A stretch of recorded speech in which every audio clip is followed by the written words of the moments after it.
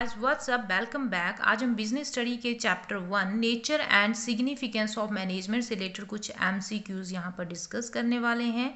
Then let's start the session.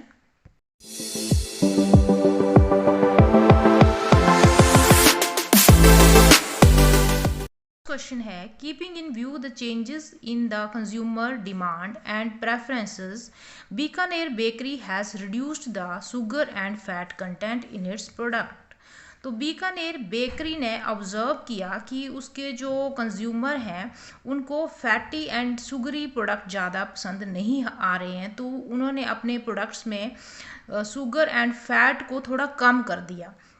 This approach of the business shows that management is, तो ये approach business की क्या show कर रही है।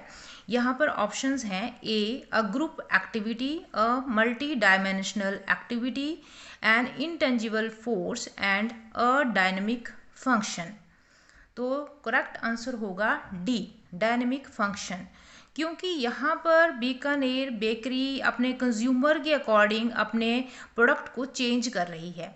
यानी कि उसको सक्सेसफुल होने के लिए ज़रूरी है कि वो अपने आप में अपने कस्टमर के हिसाब से चेंज करे, उनको वो वाला प्रोडक्ट दे जो उनको चाहिए।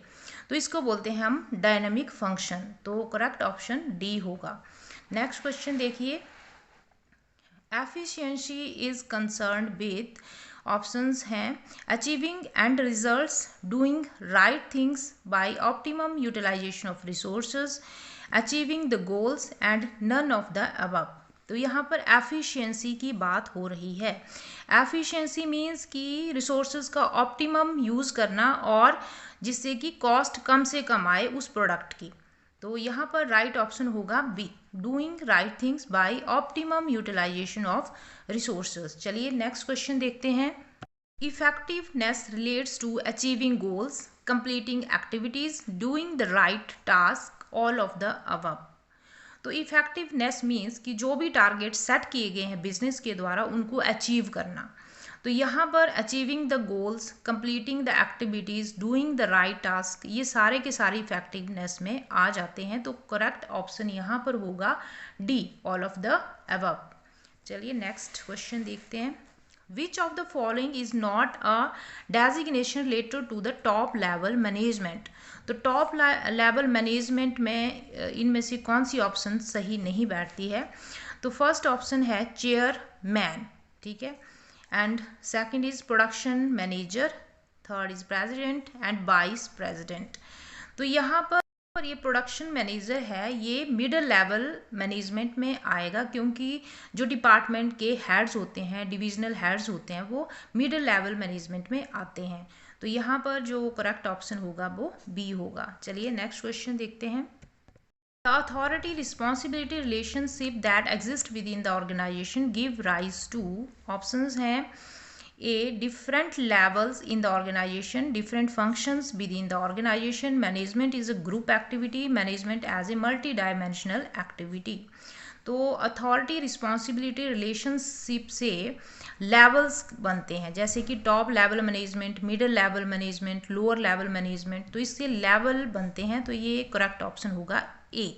चलिए नेक्स्ट क्वेश्चन देखिए। Management is equally important to run a political organization as it is to run an economic organization।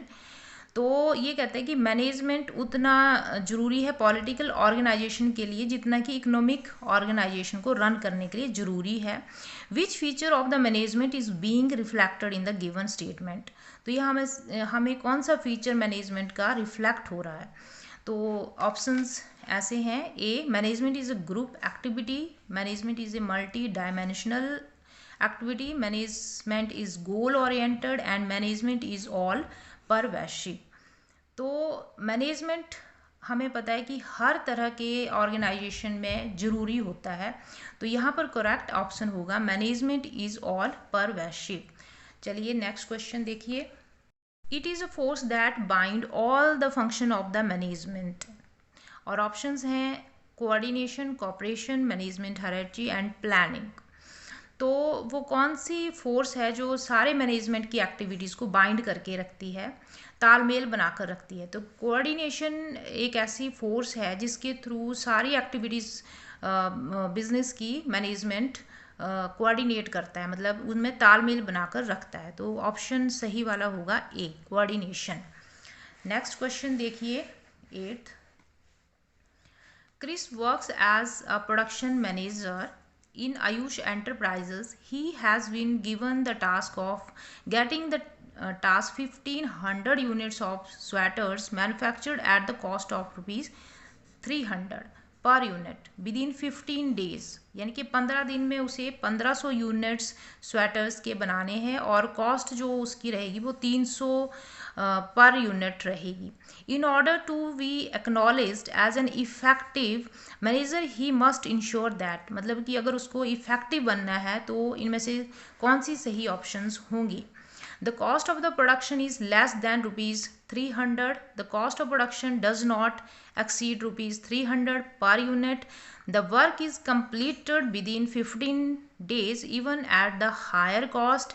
All of the above. तो क्योंकि अगर इफ़ेक्टिव की बात कर रहे हैं तो टारगेट अचीव होना चाहिए, कॉस्ट का इतना यहाँ ध्यान नहीं रखा जाएगा। तो करेक्ट ऑप्शन होगी सी, द वर्क इज़ कंप्लीटेड, क्योंकि यहाँ पर जो टारगेट था 1500 यूनिट्स का वो कंप्लीट हो रहा है, चाहे कॉस्ट थोड़ी ज़्यादा ही आ रही है। अगर कॉस्ट की बात करते हैं तो एफिशिएंसी हम लेते हैं, यहाँ पर इफ़ेक्टिवनेस की बात हो रही है तो टारगेट कंप्लीट होना चाहिए। तो करेक्ट ऑप्शन होगा सी। चलिए नेक्स्ट क्वेश्चन देखते हैं। Which is a function of management of the following? Coordination, cooperation, directing and communication. तो मैनेजमेंट का क्या मेन फंक्शन है? मैनेजमेंट का मेन फंक्शन यही है कि सभी को उनके स्किल के हिसाब से काम देना, डायरेक्ट करना कि किस तरह से प्लानिंग के अकॉर्डिंग काम करना है। तो यहाँ पर करेक्ट ऑप्शन होगा सी, डायरेक्टिंग। चलिए नेक्स्ट क्वेश्चन देखते हैं।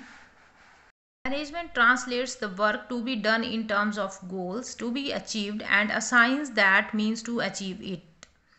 यानी कि मैनेजमेंट ने काम को इस तरह से ट्रांसलेट किया, इस तरह से बांटा है कि वो काम पूरा हो जाए। एक गोल बना लिया है कि जो भी काम है, वर्क है, उसको करना है।